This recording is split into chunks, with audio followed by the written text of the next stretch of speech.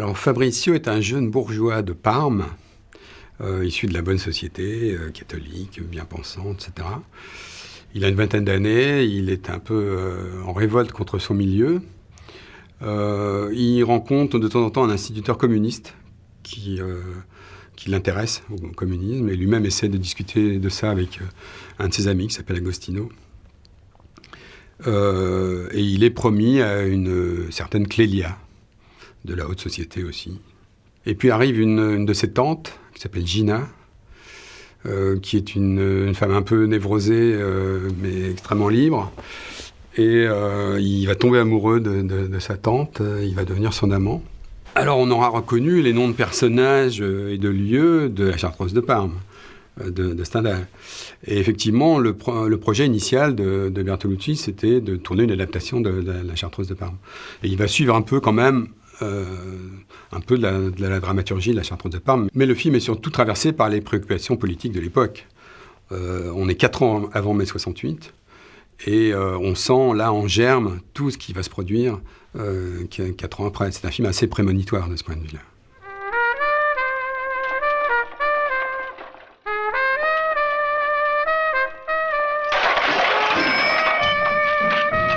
Stai lì, questo è per mio padre.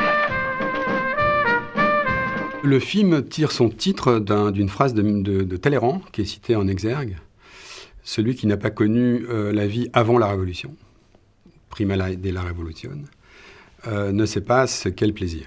Et donc c'est bien l'idée de raconter une société à la veille d'un grand bouleversement, qui pressent, mais il n'a pas eu lieu. Donc c'est ça qui est tout à fait étonnant. C'est-à-dire qu'arrive le moment où la jeunesse va se révolter un peu partout, où l'ancien monde va être mis en cause, où les structures sociales vont être bousculées.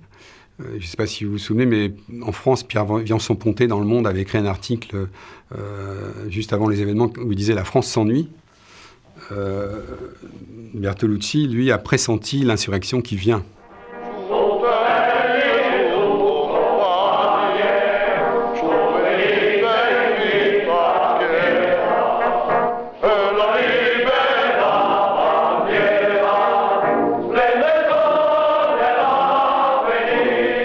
Alors, le film est largement autobiographique.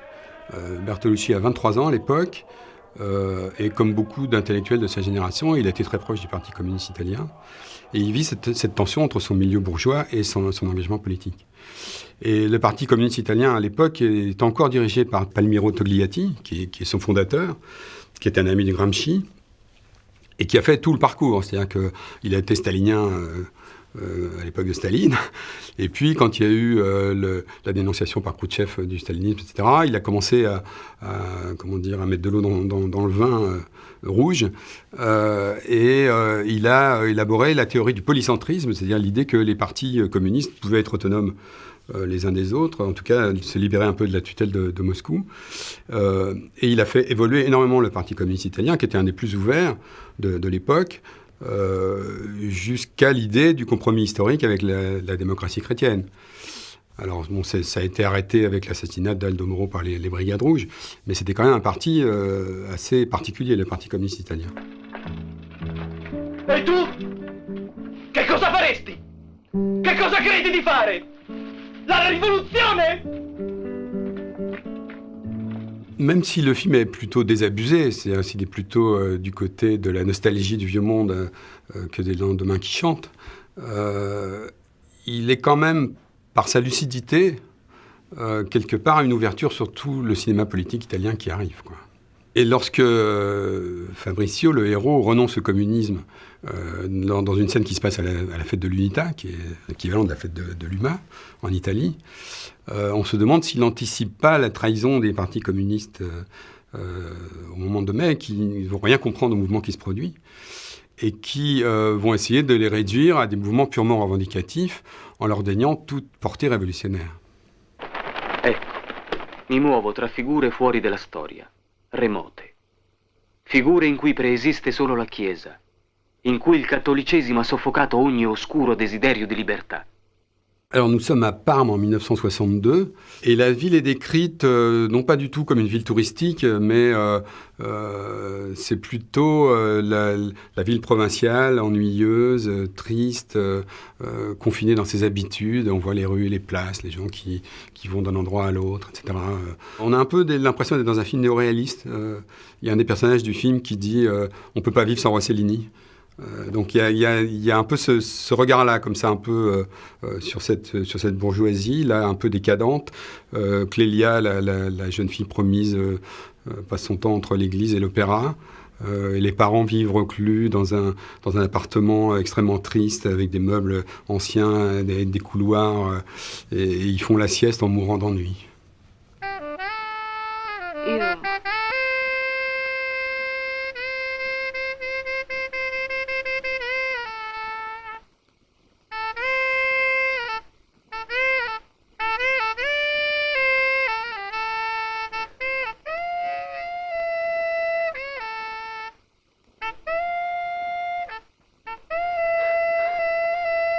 Se voleva punirmi, io sono d'accordo con lui, non ho niente da dire.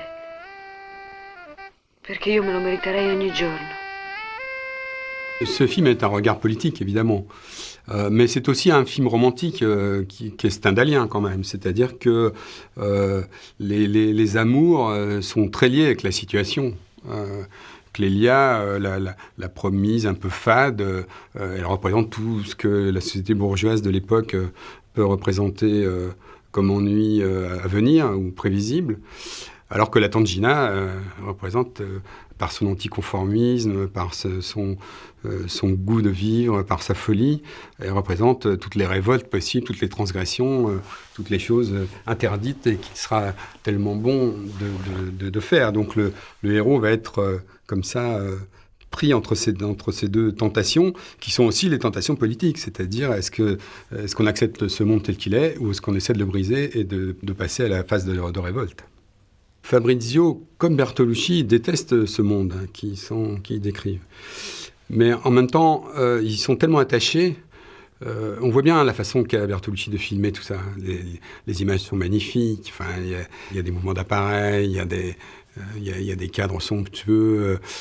Donc il aime ça, et en même temps, il le déteste parce qu'il voit que c'est un monde en décrépitude. Et la question du héros, c'est ce qu'il arrivera à s'en sortir. Bon, son copain, probablement, s'est suicidé. Lui, il est dans une espèce d'impuissance. Mais en même temps, on sent bien que les deux sont englués dans ce que le film appelle la nostalgie du présent. Mentre vivo, sento già lontanissimi I momenti che sto vivendo. Così non voglio modificarlo, il presente.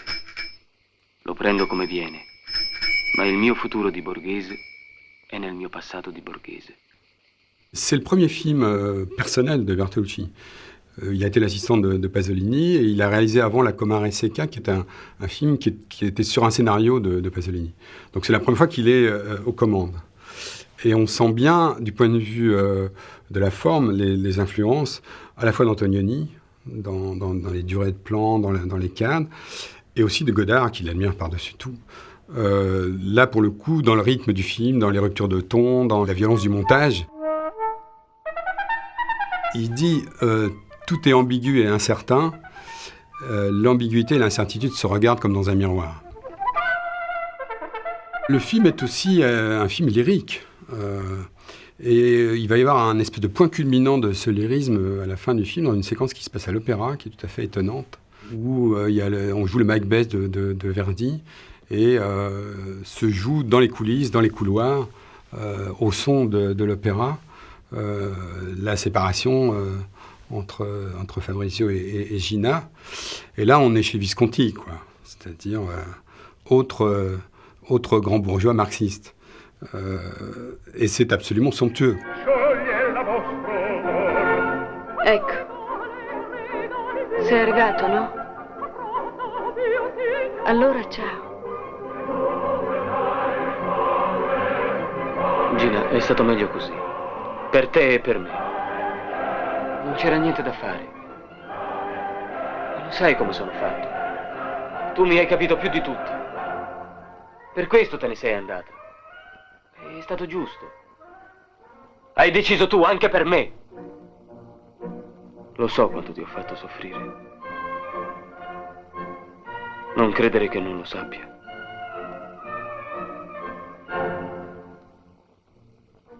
Che freddo che c'è qui. Pour tout vous dire, moi, c'est une scène qui m'a réconcilié avec l'opéra. C'est-à-dire que quand j'étais gamin, j'allais jamais à l'opéra. Mes parents n'avaient pas les moyens qu'on aille à l'opéra, mais eux, ils aimaient beaucoup ça. Et tous les dimanches, ils me faisaient écouter à la radio une émission qui s'appelait Une saison d'opéra. Et ça m'avait dégoûté de l'opéra pour toute ma jeunesse. Et c'est en voyant Prima della Rivoluzione que j'ai été tellement bouleversé par cette séquence, parce qu'on ne voit pas la scène.